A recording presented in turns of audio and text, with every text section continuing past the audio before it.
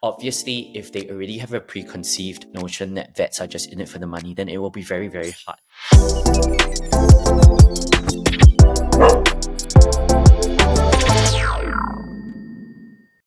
Good afternoon, everyone, and welcome to this episode of Vet Insights podcast, where we discuss everything and anything related to the veterinary industry.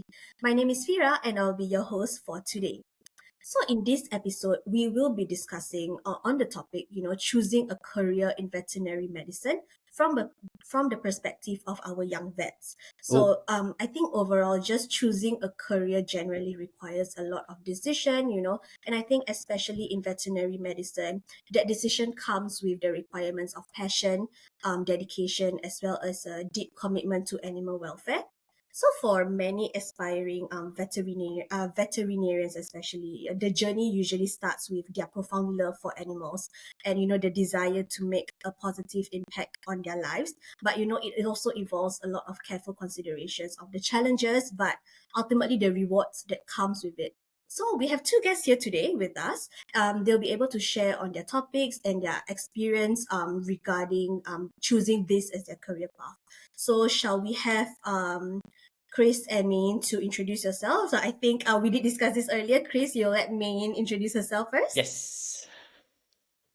Hello everyone, my name is May or May the Vet, or May NC on Instagram, YouTube, and TikTok. So I am a small animal vet, originally from Malaysia, from Subang, and I went to the University of Cambridge to start my vet school, and then after that I stayed to work as a small animal vet. I'm really loving it. It's very busy, and it's definitely a huge change from vet school and also what I expected to be starting out when I applied to vet school. So happy to share more of that during this interview. And yes, I hope you enjoyed this episode. Hey guys, my name's Chris. I'm Singaporean. I came to Perth in 2015 to do my vet degree because we don't have a vet school in Singapore. Graduated at the end of 2019. Started working in 2020, so it's my 5th year out as a vet. My Instagram is Dr. Chris, so Doctor with a G, and my TikTok is Dr. Chris as well. I love making relatable content and sort of educating pet owners and giving pet owners a behind the scenes as to what happens when they bring their pets to the clinic. I think there's a lot of misunderstanding as to what happens when a vet says, I'm going to bring your dog or a cat or your pet to the vet. So it's like a behind the scenes kind of look into what happens. I've got a special interest in surgery, and I also like anesthesia and emergency. I'm really excited to talk to Fira and May. I hope you guys enjoy this episode as well. Yep, lovely guys. Thank you so much for the introduction. So I think it's quite apt, to really begin with what initially inspired you guys to pursue a career in veterinary medicine specifically. Yep. Any takers? First one? So I think can. Oh, sorry. May you go. May you go. probably mentioned that we're doing this podcast in 3 different time zones, so there's probably a lag between. Yeah.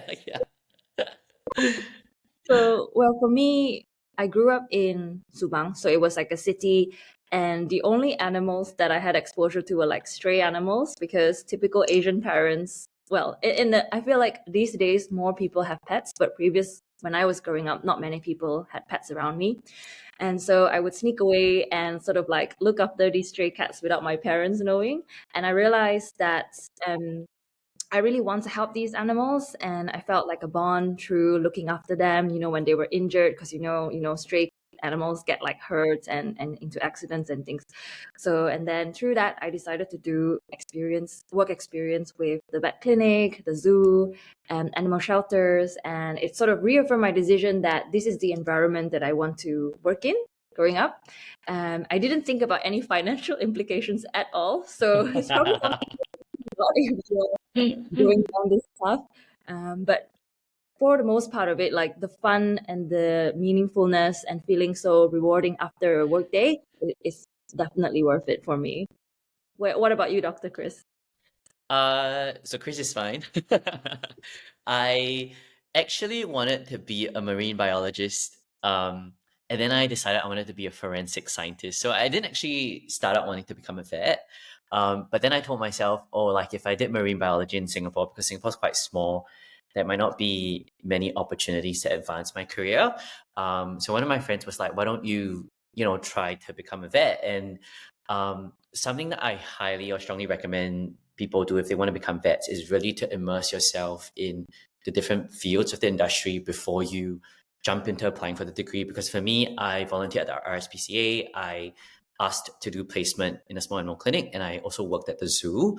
And through my experiences, I found that being a vet was that beautiful or that best mix between being able to help people and being able to help animals at the same time.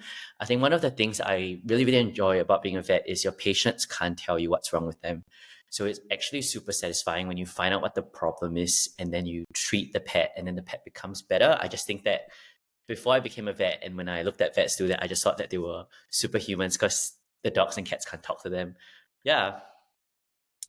Understood. I think just being in this career line itself is pretty rewarding. I think because, like you mentioned, Chris, like being a doctor, your patients can just tell you exactly what they want, or like what's wrong with them. But then for your pets, for the dogs, I think, and all the other small little animals, like it's up to you to really figure out what's the issue, because even the owners can only tell you so much.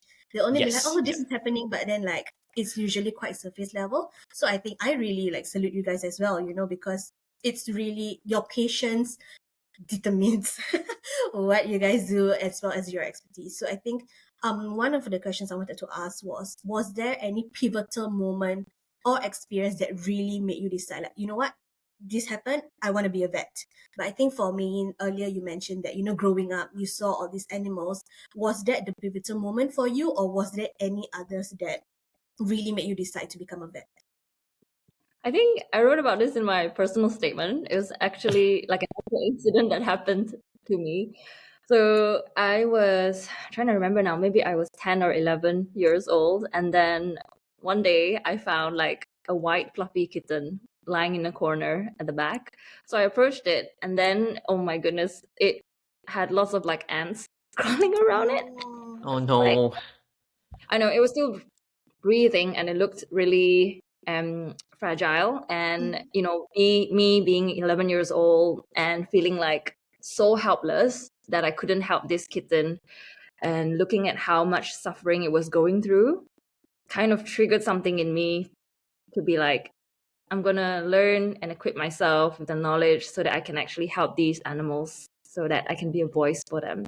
I think that was one of the pivotal moments. And of course, you shouldn't just base it off of like one episode in your life to be my main character story for the rest of my life.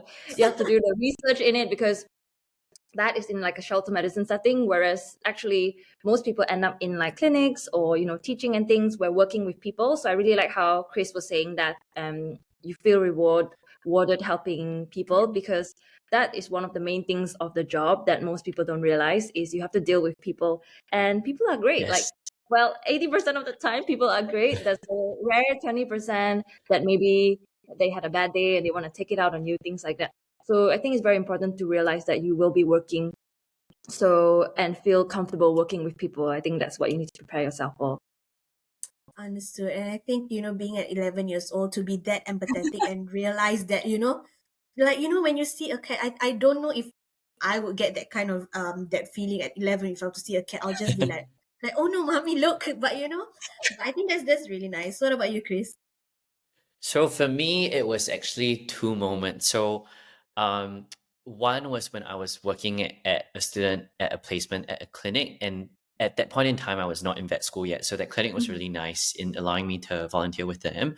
There was a dog that came in that was unresponsive, so it went to a coma, and then the heart stopped beating.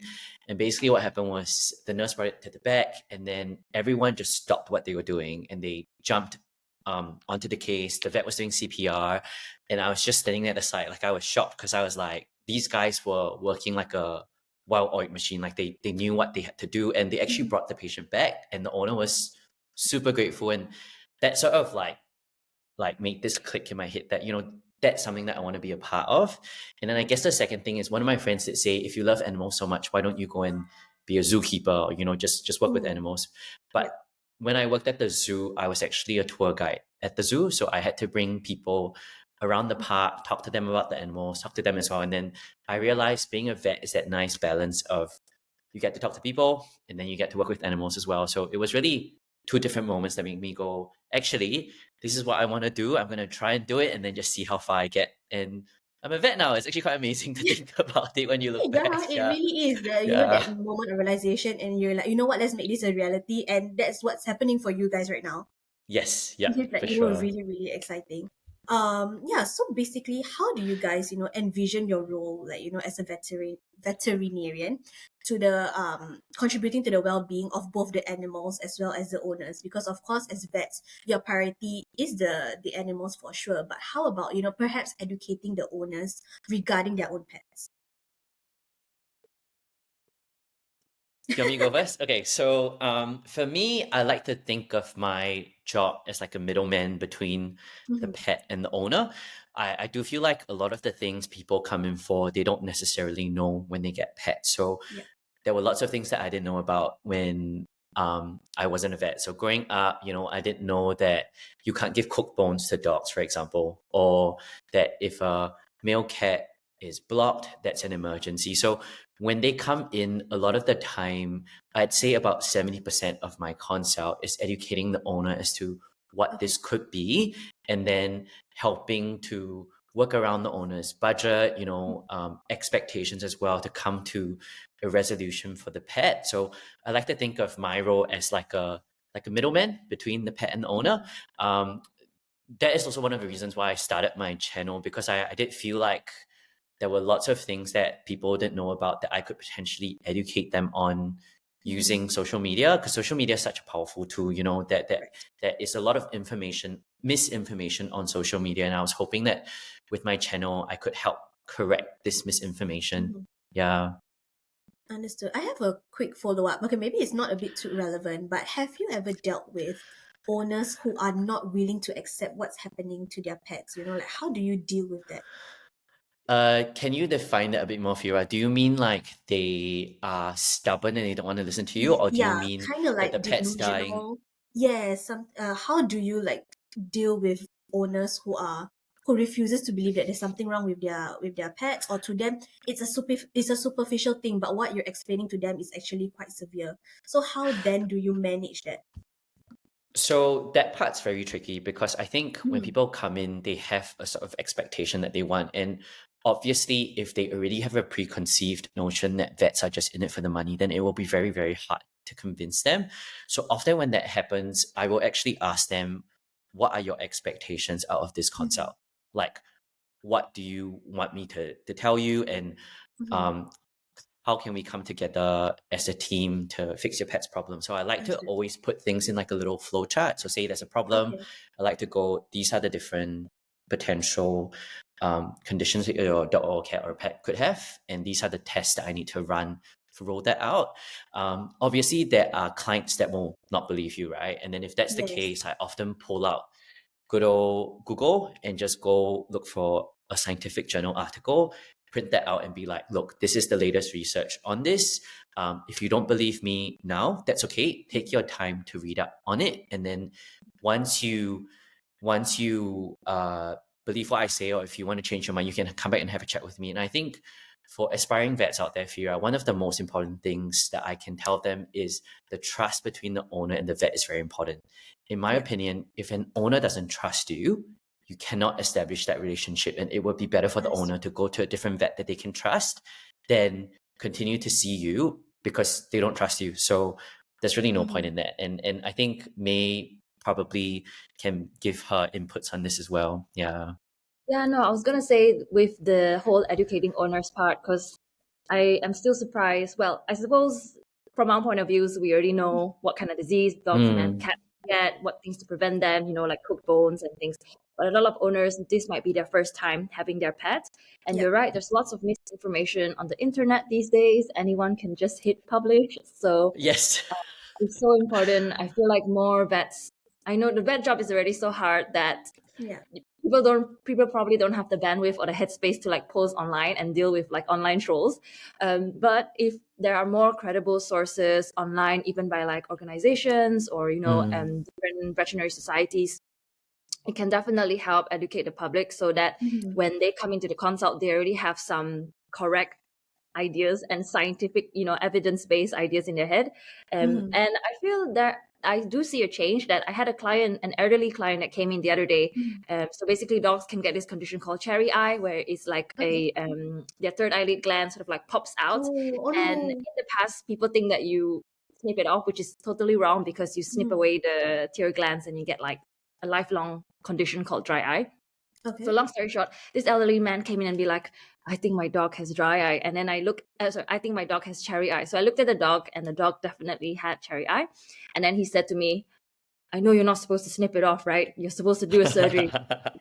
For a surgery. He looked at me so seriously, and I was like, wow, I'm so impressed. And it's like, yeah, I read online. I was like, oh my God, I'm so happy. So, you can just then explain to the owners that, yes, you're right. You do need a surgery to correct this. It's not me trying to like sell you the surgery so that I don't just snip it off in the consult for like cheap, quote unquote, like, that's just harming the pet. So I do see a change, and I am very optimistic, sometimes to a point of like delusionally optimistic about how the profession can change. And so social media and, speaking online about different resources that can help pet owners, I think social media can be a very good and useful tool. Some people say like, oh, social media is so negative and things, but when used in the right way, you can Correct. have positive effects. And also, when you mention vets' role in the society, I think that working in the clinics, that's like my role, and also probably Chris's role. But don't forget, for aspiring students, vet students, you can go into any avenue of like the veterinary industry, such as like pharmaceutical, or speaking to lecturing in education, speaking to the public in things like human and animal diseases. During COVID, Yes. that's so important that we have vets and doctors working alongside, hand in hand, to share knowledge. So the whole like One Health concept, there's lots of things vets can get into. And also, I had a friend who is an official veterinarian in the UK. I don't know if you have a similar thing in Singapore. Basically, they do like meat inspections, they do import exports of meats, prawns, like seafood and things, when you ship. I know it's so random, it's so niche, but it can actually be quite interesting. So you have to do like an audit check, make sure that the processing plant is like, ticking all those boxes. So for someone who doesn't really want to speak to people that much, maybe, but they prefer like analytical side of things, kinds of things, everyone has their strengths and what they prefer. So if you love learning about animals, the science behind it and things, veterinary medicine is still something you can consider if you want to do different like non-clinical jobs. So yeah. Yeah, I think it's really interesting. I think touching back on that social media point where you guys, are educating owners, especially because I had a cat, I think about 10 years back. So she fell ill. I think she had to go through dialysis. I forgot what exactly Wow. that she had, but then I was pretty young at that time, so I didn't really know what was happening. I didn't know like whatever the vets were telling me, like, is it true? Like, do cats have to go through dialysis? Like, it really feels like a human being. Like she has to go through it like 3 times a Yeah. week. So I remember like carrying her and bringing her to the vet and everything.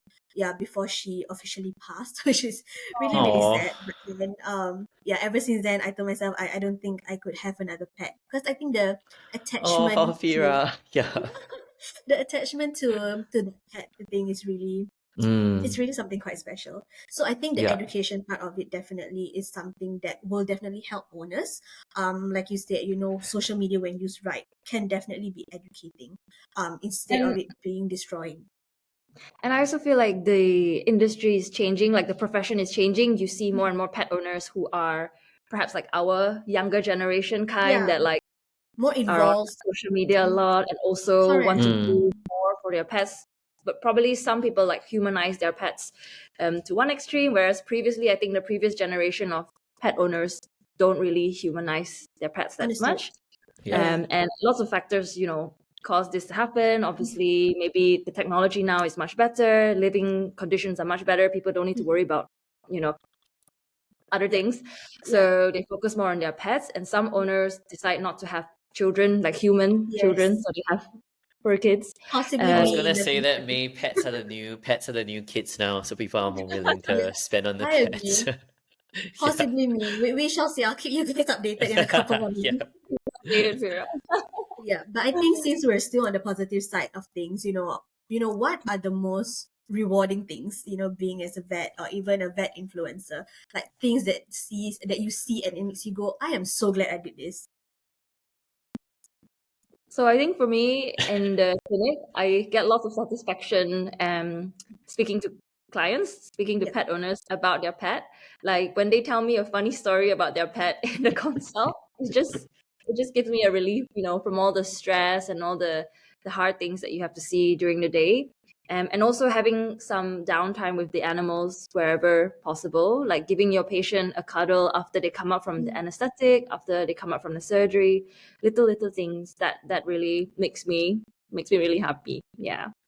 But also on the social media front, I also provide like content for students or aspiring students. So getting to inspire them and then seeing them just successfully get into vet school, that also feels very happy. Yeah, happy. I feel very happy. Yeah.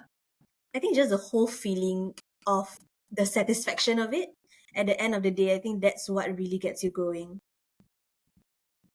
What about Yeah, you, for Doctor? me, for me, it's definitely when the patients get better. I had this one dog where it had been to three different vets, and Okay. the lady was a more elderly lady that obviously didn't have a lot of money to spend, so she had been to three different vets. She didn't really know what was going on with the dog, and the dog was drinking and urinating more than normal. And they had run lots of different tests to rule out the different conditions, but no one's actually sat down with her and gone, these are the possible causes, these are the tests we need to run, this is why we need to run those tests to rule out these conditions. So I think it's very rewarding when you actually then find out what was wrong with the patient. So that dog ended up having a disease called Cushing's disease, and the vets that saw it previously did run tests for Cushing's, but there are actually different types of tests that you can run, and I don't want to go into the details, but basically I managed to convince her to spend a bit more money to run the test again, and we did diagnose that condition. So being able to find out why finally a patient is not doing well and getting the owner the answer is great. I think one of the other things that probably vets don't really enjoy, I don't know if that's the best way to put it, or something that I don't look forward to, but I am very proud to be able to facilitate, is euthanasias. I actually find it very rewarding when we can give pets that are very debilitated or very unwell a way to end their suffering without any pain. And often you can tell from the owners when they leave the euthanasia consult that they're actually very grateful for what you're doing. And I think it's something that's very overlooked. And look, I don't like putting down animals, but if I'm able to give this family member, just one last good final goodbye in the owner's terms, I think that is also very rewarding. And obviously, like what May was saying, in terms of the social media aspect, I do like to create content around misconceptions at the vet. So I really enjoy it when vets or vet nurses are like, oh my God, like this is what happened to me as well. Thank you so much for bringing it up. More people should talk about it. So yeah, lots of different aspects. Yeah. Yeah, I think the euthanasia part is, I'm not sure if it's controversial because some people may think like, Yes. Yeah. you shouldn't do it. But at the end of the day, we don't really know what the animals are feeling as well. They could be really suffering, and if that's the best option Mm. for them, then as long as the owners are all right with it, even though it may be painful, but at the end of the day, if the animal will be fully rested, I guess, then that'll definitely be the best option for them. But so So I just from want to yeah. jump in there, Fira, and say with Mhm. euthanasia, the actual process actually is not painful. So administering the medication, they actually pass very peacefully without pain, which is why we recommend it. But obviously, if the patient was suffering before and it's in pain, Yeah. then yes, it will be uncomfortable. Yeah. Oh, understood. Okay, so I think on that note, we can shift it slightly to the Yes, to a more positive slightly note. negative part. Yeah, so okay, next, challenges. Pretty sure, every career Mm. has its own challenges. So vet industry, what do you think are some of the challenges that you guys have encountered personally, or you think generally is an issue within the industry that perhaps should be talked about so that, people can learn from it? There's I too feel like much to there's so talk about, many. Fira. Oh my God, we had the same reaction, May. I just open a can of worms. Yeah, probably. Maybe I'll go first, May, if that's okay with you. Yeah. So I actually started working right when the COVID pandemic hit. So I started Okay. working in 2020, right when COVID hit, right? And because of that, people couldn't come into the clinic, which made it even more difficult because we had to talk to the clients over the phone. They didn't see Okay. us actually examining the animal. Often, what happened was they brought the dog or cat in, they passed it to the nurse, the nurses brought it out to the back. So it was very like everything we said the owner had to believe. I did Mm. feel that with COVID as well, a lot of people started getting pets and because they were Yes. at home, and then just the demand really, really went up. And because of that, there was an undersupply of vets and a very high demand for vet care. So then tensions were very high. I did feel that people were a lot more rude during COVID. They weren't as understanding. They were trying to get in for appointments. So I think that was probably one of the more difficult things or challenges that I faced when I started, that you had to try to explain things to clients in a different way. So you had to talk to the clients over the phone, and it was not as personal, but you had to do it anyway. Yeah. I think another very big misconception that a lot of clients have is, which is another challenge I feel, is cost, right? Yeah. A lot of people don't understand that animal healthcare is very much like human healthcare. We're using human grade equipment, we're using human grade medications. We've gone through the same number of years as doctors, for example, and you're not getting subsidized for this healthcare. You're paying Yes. everything upfront. So then they often think that if I suggest doing a surgery or a test, I'm going to get paid more. I just want to put it out here that majority of or a lot of vets are actually paid an hourly salary.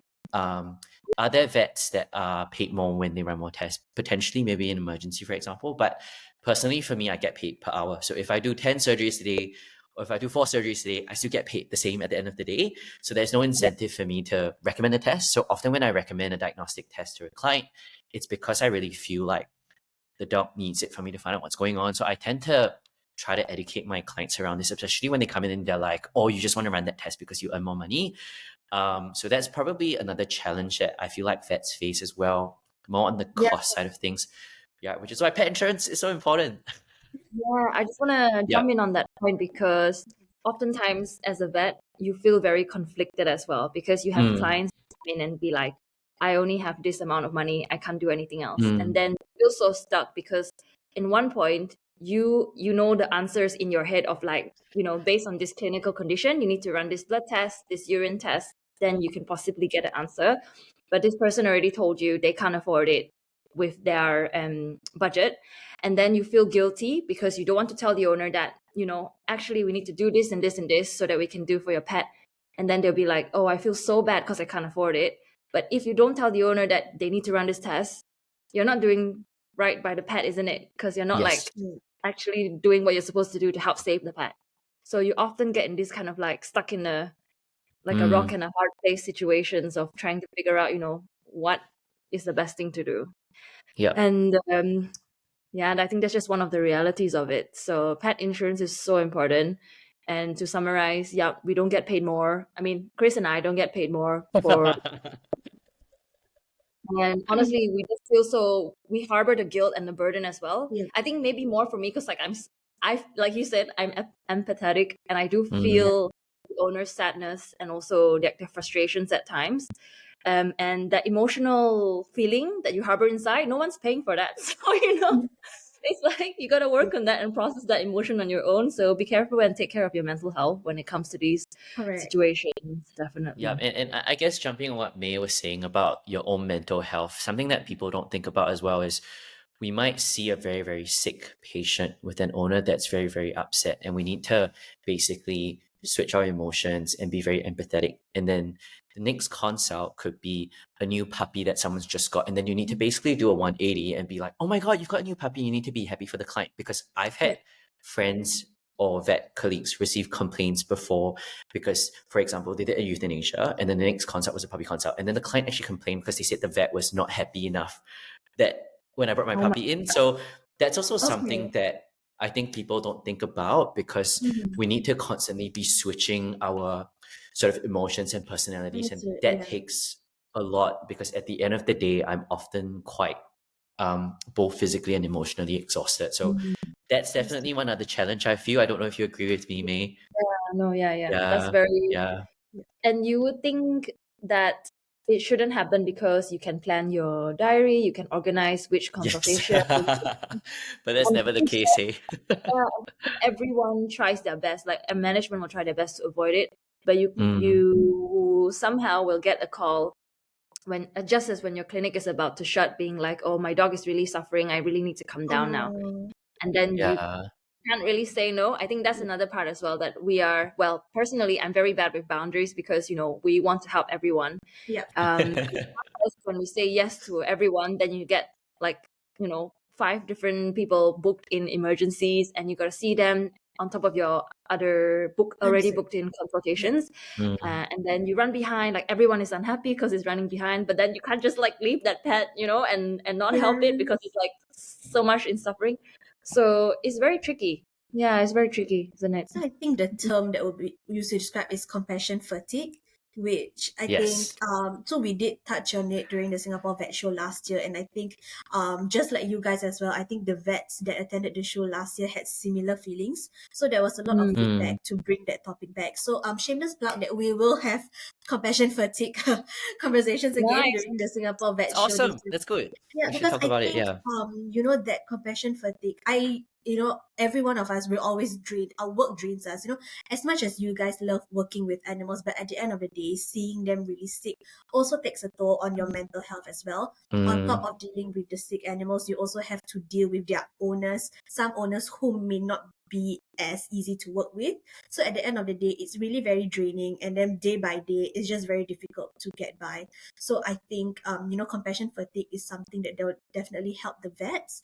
So but personally, how do you guys actually go about compassion fatigue? Like, is there a how do you separate that boundary? Because Uh, you can be sad today, but tomorrow is It's a work another in day that you progress. guys, you guys will still have to face. So just as a mm. person, like, how do you guys jump back, I guess, and recover from that?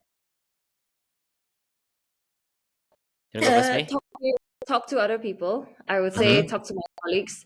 I find that we say that we do feel sad when we see pets in suffering or clients who complain about us and things. But I also feel really sad when there are good owners and bad things happen to their pets. Like I Oh feel my like that's God, May. Yes.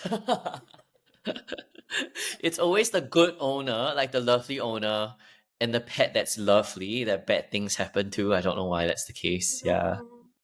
yeah, Yeah. literally, it's like, and it's so sad. So I think personally for me, because this is my fifth year out as a vet, I've learned to put myself in a little bubble and be like, okay, this is my emotions for this consult. With this next consult, I need to be in this state of mind, and obviously that doesn't always work, right? I think one of the most important things I would say, I highly agree with me. I've got two classmates I'm very close to. Shout out to Vanessa and Eleanor. They were my surgery group friends at vet school, and you really need that you don't really need those friends because only people that work in the vet industry actually understand what you're going through. And even now, like 5 years out after vet school, we still call each other in a group call. Like one person could be coming out of work and the other two, like one could be cooking and one could be doing something else. We still pick up the call and then we basically just talk about what went wrong at work. And having someone listen to you is actually so nice because you can actually offload your emotions. I know this sounds very cliche as well, but exercising and taking time out to not do vet stuff is very important. I Yeah. cannot stress that enough. You really need to compartmentalize. And for me, like I do exercise classes when I don't work. And because if I go to the gym just by myself, I'll be on my phone. I actually sign up for group classes. So it forces me to go for the class. I think it's also very important, lastly, to find a hobby that you enjoy. So I really like going outdoors, hiking, snorkeling, and you can do that in Western Australia. It's beautiful. So those three things are probably things that I recommend to try to manage your compassion fatigue. And I like to think, in a sense, like me, you're very empathetic. It's good that we have some form of compassion fatigue. I don't want to be ever at that stage where I'm out for so long and if something happens, I don't feel bad about it, because then I think it will mean that I don't really feel for the job anymore. So I think it's good to still be quite empathetic. Yeah. It's a balance, isn't it? Yeah. Yeah. Yes, it's not easy, but you need to try and find it as you go along, and definitely don't immerse yourself fully even on your off days, because then there's no switch off button and you won't feel well rested when you go in. to work again. Yeah. Yeah, I It's definitely really agree. just Like, moving yourself. Yeah. Yes. mm, Get out Sorry, of May, that you were saying space. something? Yeah. yeah, no, like speaking to your colleagues or your friends or people in the vet world about it, I think that's so important. And you should Mm, be able to feel safe that you have some people to Correct. talk about Yeah. this too, because I know some people maybe they don't feel as supported in their clinic as much, so they don't mm, feel like they can reach out to them. But in the UK, there's a charity called Vet Life that you can just call, like a helpline that you can just call. There's no judgment, like they're just listening to you. Because I think if you keep holding it inside, even if you try to suppress it and you think that like, oh, I'm so tough, I'll just suppress this thought, it will come back to you later, and you feel that you haven't processed that emotion, and Yeah. it can take like a toll on your mental health, but also your physical health. Like we all know stress, Yeah. cortisol hormone, if you accumulate that too much in your body, you get, various like actual clinical signs. So I think it's important to get rid of that, like through exercise, Yeah. happy activities, like what Chris was saying. mm, Um, being, I suppose, because we're both in like a small animal clinic type of Yeah. environment, you always indoors, like you don't really see much sunlight. Well, not in the UK.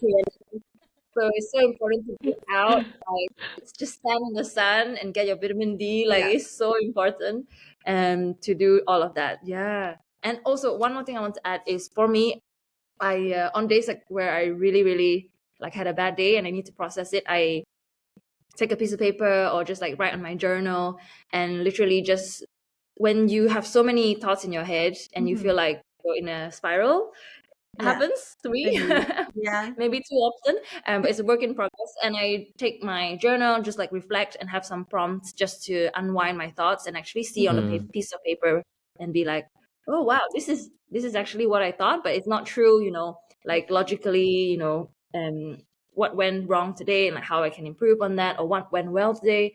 Us as human beings, we're Yeah. so good at holding on to the negative things, isn't it? Yeah. mm. Because Correct. of our like survival instinct. That's how we survived Yeah. in the past, like fear. But if you actually remember and create a little happy, positive folder for yourself, it'll be very beneficial when you can look back and be like, oh, the owner said that I handled their dog really well. They were so grateful that I performed that surgery or euthanasia, well. And then you just, feel much better about what you're doing right in the profession, which I think Mm-hmm. is something that we should do more often, Yeah. because if you look in the media, there's so many negative things out there. So it's Yeah. really important to create that Yeah. safe, positive space for yourself. Yeah. And Yeah. others. Yeah. Yeah. Compliment others. If I could tell the next generation of vets one habit they should incorporate is like just compliment your staff more, think like things when they went well, motivate them, encourage them, because I think this profession is already hard enough. We need to like Yeah. support each other. Yeah. Correct. I really agree with what you guys have mentioned, and I think it doesn't only apply to the vet industry, but I guess to humans as a whole. Like we need to be able to separate that boundary, have that boundary between our career and personal life, so that it's mental health at the end of the day. So exercising, having your own set of hobbies. So I'll definitely pick up on the tips that you guys have mentioned for myself. For Yes. my own mental health. But okay, so let's jump out of the challenges bubble and let's move to the next question. So in terms of opportunities for professional growth and specialization, what are some of the things that you guys would recommend, or things that you have found within the field of veterinary medicine? So I feel in the UK, the way, I don't know how it works in other countries, but in the Okay. UK you can specialize in general via two routes. So one route is if you go down the board certified diplomat specialist route, meaning when you finish vet school, you do an internship, one or two internships as like at like a teaching hospital or like a specialist hospital. Mhm. And then after that, you enter your residency, which takes another 3 to 4 years. And then after you finish that residency, again, you are still learning under the specialists. Then you sit like an exam, like a very hard exam, I was told. And then you qualify, and then you get your board certified qualification, either by the European boards in the UK, but in America, it would be the American board. The other route is that you do a certificate alongside your full-time job. So you still stay in your full-time job, you get paid full-time salary alongside your certificate, and in your spare time or your work time, you try to complete the certificate modules, assignments, exams, and then you qualify, and then you qualify and get your certification in that field. So, I suppose to explain it, referral hospitals tend to have those board certified specialists, but in your general practice setting, or maybe one level up, like a semi-referral hospital place, you get your certificate holders. So that's one of the ways. Yeah. Okay, that's So really quite interesting. for Australia, I do feel like Yeah. CE or continuing education opportunities is very personal. Like if you want to do it, there will be lots of different avenues for you to pursue. I think the other thing about Australia is you actually have to maintain a certain number of CPD or continuing education points to continue being a vet. So what that means is you need to clock workshops or talks online or seminars that you go for, and you need to submit that to show that you are continuously improving yourself, which is another misconception that I think the public has about vets, that they just learn stuff from vet school and they don't improve themselves. But actually, in Australia, potentially UK as well, maybe America, you actually need to keep improving yourself. For Australia, you've got some companies offering workshops. So there's one called VetPrec, there's AO Vet as well for fractures and stuff like that. We do memberships, which is like the certificate that May was talking about. It's just like a different name. So you do it while you're working full time, and you take some exams, and then there's also the option of specializing. So that's another 3 to 4 years in a residency. And then you could do fellowships with Australia or do board certification with America or European boards. And then obviously, lastly, we have workshops as well, which is why we're talking about vet shows like Vet Show SG. So that will be another opportunity for vets to basically just be exposed to how other vets work, the different technologies. And I always find it very eye-opening because things change so quickly. Like medicine is always I think we changing and lost new research Chris is a coming little out. bit. Yeah. Oh, sorry. Hello. Things change very quickly and medicine is always evolving and changing. So I think correct. the conferences and the vet shows are really good because then you get to learn new things, you get to meet new people. They might be doing something at their clinic that's actually a lot more efficient and better for the animal. And then if you get to learn from them, then that's good. Yeah. Yeah, I think I really agree with that point. I think for Singapore, for example, I think because we're so small, the vet industry is there's only so much that you can learn from. So I think it'll be nice, in this kind of scenarios where you meet other people and then you decide to see and explore your options. What are the kind of paths that you can go through instead of, you may think it's just okay, study, become a vet, that's all. But then there are so many other ways now. So Yes. I'm really glad that Singapore VetShow will be able to provide that platform as well. So second Yes. last question, because we're already at 42 minutes, which is really quick That was actually. quick. Yes, really quick. Yeah, okay. So in terms of the future of veterinary medicine, how do you see evolving, and is there any exciting part of it that you're looking forward to the most? I do feel like there will be more technological Yeah. advances. Like I've been watching videos of like just one example. We are taking dental X-rays manually now with the X-ray camera. I saw this thing where a dog can just lie on this bed, and then there's this machine that like spins around the head of the dog, and it just gets 360 X-rays of the dog. So I think Okay. technology is definitely one thing. I do think people are a bit more in tuned as to what they can find online. So vets will also need to be more evidence based and more research based to make sure that what they're telling clients is not just something that they've pulled out of nowhere. It's actually backed in evidence and research. So I do find that the field is going more towards that way. I also do think that there are going to be more people specializing in certain areas. And it's interesting because there's new things like acupuncture, which I think made it a workshop I saw on her Instagram stories. And vets, I think, will need to continuously improve themselves to stay in the game. Yeah. Great. May? Yeah, no, I 100% agree that it's just going to be more exciting, get more exciting from here, isn't it? The more human medicine advances, veterinary medicine will advance as well. And I'm just always in awe by like the amount of new medications or new ways that we can help. Yes. Yeah, like Yeah. literally, it's not very new now, but Librela is an injection that helps with osteoarthritis in pets, and it's literally just like a monthly injection that can help stop their pain receptors from firing. And it's like, who knew someone could create a magic it's not magic injection, obviously. It's evidence-based, they did scientific trials, blah blah blah, but to a lay person, it just be like, wow, that one injection can provide 30 days of pain relief. And this is not an ad, by the way, because I do see positive. You guys in the UK actually got that injection before we got it, May. So you guys were actually using it. So you guys were testing it for us, and then after you've tested it, and then Australia people went, okay, this actually works really well. Let's get it over. So yeah. Like diabetes mellitus in cats and dogs. So in cats, usually you would have to give insulin injections sort of like twice a day. And can you imagine sticking a needle in your cat? That's like quite daunting for some people, especially if your cat is like a devil cat, So they've created a drug where it's like an oral solution, once a day dosing. And I'm just like, wow, it's not insulin. It is a sodium glucose link transporter or something like that. But anyway, the important thing is you only need to give it once a day, and that's it. You don't need to stick needles. You don't need to worry about. I need to go read up on that. Yeah, that's interesting. It's so new, and obviously case selection is important. They say that you should use it for your more healthy diabetic cats, like first-time diabetic cats, not like your already diagnosed sort of patients.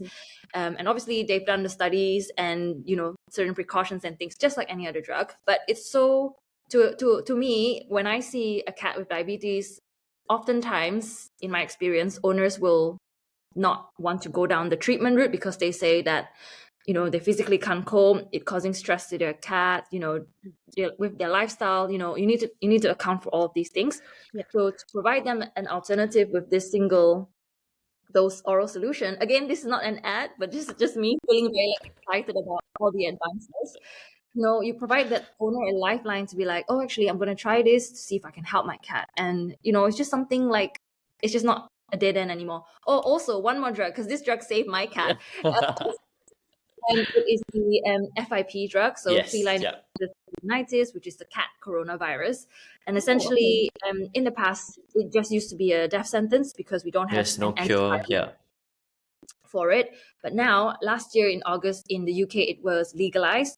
It was previously a black market drug in like other countries, but it's legalized in the UK in August. My cat unfortunately had FIP in October, so luckily he got the drug and he's alive. Like, that's awesome. He had to do some days of treatment, and luckily, thankful for pet insurance and everything, and he's alive now. So can you imagine how the future will look like? Like, there'll be more and more medications and techniques, and also things like acupuncture you mentioned. These are used to be considered like traditional therapies, but even in specialist referral centers, they are used as complementary therapies. So it's not like a cure for all, but in certain cases, there's huge benefits, like neurological cases, skin cases, like orthopedic cases. So I feel like people should keep an open mind about what kind of knowledge and research can surface and help our pets, and not to be like, oh, this is how we've always done it, so we're gonna stick to that. Yeah, I think people keep an open mind. It's so exciting. Yeah, I feel. Even like for owners or even potential owners who wants to have pet, like they should know, it's not only traditional medicine, but because of the technological advancements, it could get easier for them to take care of their pets in the future. You don't have to orally feed a medicine, for example. There could be even better ways in the future. So that's definitely something exciting to look forward to. We don't know how long all these advancements will take, but at the end of the day, at least there's new advancements coming up for both the animals as well as the owners. So I think as like a final wrap up, what advice would you guys like to give to individuals who are considering a career in veterinary medicine? You can go first, May. I feel like May's the. Did you want me to go first? Or? So my one advice to students who want to become vets is believe in yourself. Make sure you do the groundwork and do the research about what you are getting yourself into. So if you can go to clinics to do work experience, great. If you can't, YouTube, there's so many resources, podcasts like Vet Show or the So You Want to Be a Vet podcast. It's a plug that I'll plug in there. free resources about vets, talking about their experience and what their day-to-day job is Mm, like.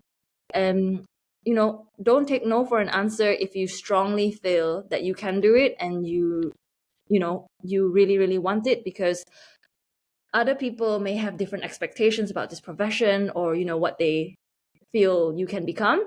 So it's your responsibility and your role to prove them wrong. If you want to, obviously, you can always change your mind. But if you really want to, really believe in yourself, because no one's gonna believe in yourself except you. So you gotta get that down. And also, once you are a vet student, and you are becoming a vet, one main thing I would say is learn how to set boundaries, because if you don't set boundaries and you don't say no and you take on too much at work or anything at once, or even at vet school, you're going to burn out. So please don't burn yep. out. We don't have enough people in this profession and we need to keep you going. So make sure you equip yourself with all these habits before you graduate. Yeah, that's what I'm going to say. Very, What about very, you? very inspiring message from me. I love it. Believe in yourself.